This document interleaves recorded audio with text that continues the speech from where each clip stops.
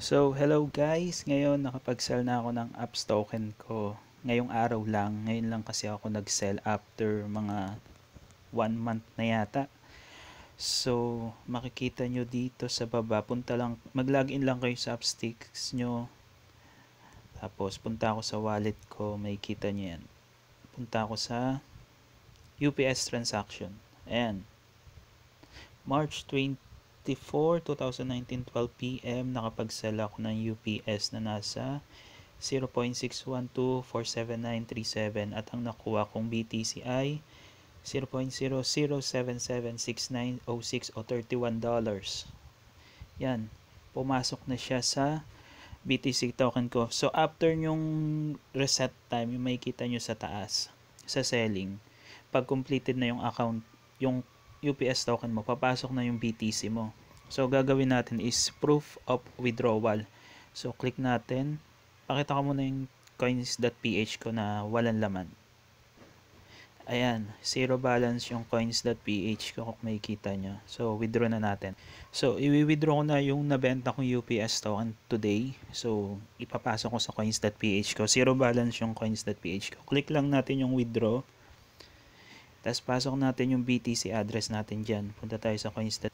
Ayan, ito yung coins.ph ko, BTC wallet. Tapos receive.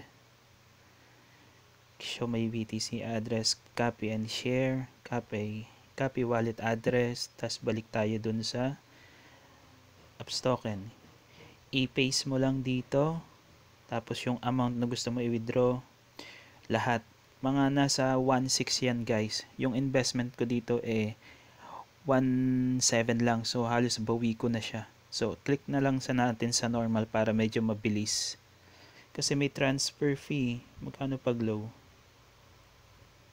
Matagal kasi pag low minsan 5 hours So sa normal na lang tayo para makita natin kung gaano kabilis yung withdrawal. So then confirm withdrawal.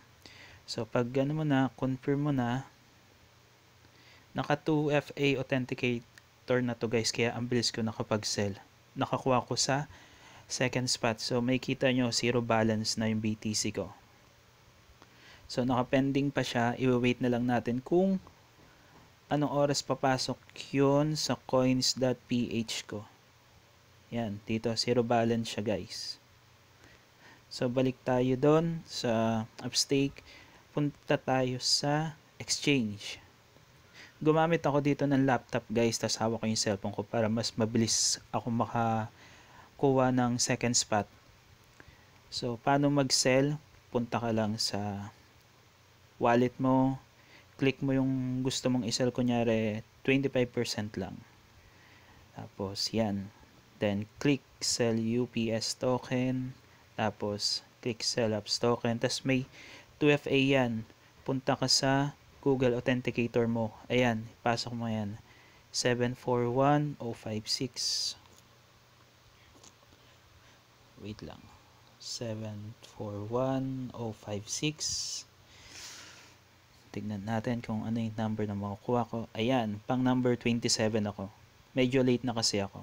Kanina kasi inantay ko mag-reset yung time sa taas para makuha ko yung number 2 spot. May kita kang timer sa taas na ito Ayan. Kung makikita nyo to guys, ito yung timer. Yan, 40 minutes left to trade. So, okay, nantay ko yung mag-reset bago ako mag-sell kanina. Tas sa laptop ako nag-login ng Appstake. Tas hawak ko yung cellphone ko. Naka-open na kagad yung Google Authenticator ko para mabilis. So, swerte naman ako yung pang number second spot. Tapos, nabenta siya kaya pumasok sa UPS token ko. So, ganun lang kadali. Nakapagbenta naman ako. Yung mawi-withdraw ko is mga around 1.6. Ang ininvest ko lang dito is 1.7. So, halos pauwi ko na siya guys.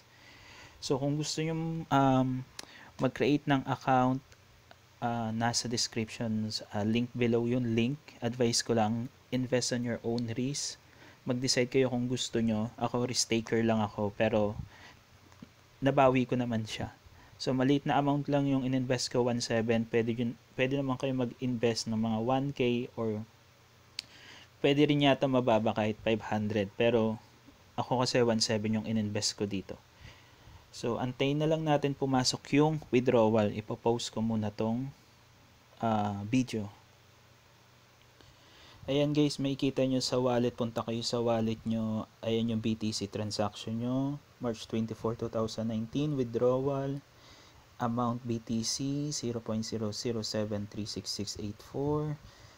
And then, pending. So, pag okay na yan, papasok na yan sa account nyo. Wait lang, may email ako na receive for BTC confirmation. I-click ko lang siya. So, ayun na nga guys, na-process ko na yung withdrawal. Punta tayo sa coins.ph ko. Tignan natin at makikita natin na receiving na yung coins BTC na withdraw ko dun sa may makikita nyo naman siya receiving. Ayan, antayin na lang natin siya pumasok sa account ko. So, yun lang guys. Nakakatawa kasi nakapag-withdraw na ako ng almost 1.6. Halos bawi ko na yung puhunan ko. Kung gusto nyo mag-create ng account, nasa descriptions link ko yung link. And then, click like, subscribe, and comment na rin, and share the video na rin guys. Para sa mga risk taker at sa mga gusto mag-invest. Hindi ako financial advisor, pero nag-risk lang din ako. So sa mga interesado guys, you may use my link. Thank you so much and have a good day.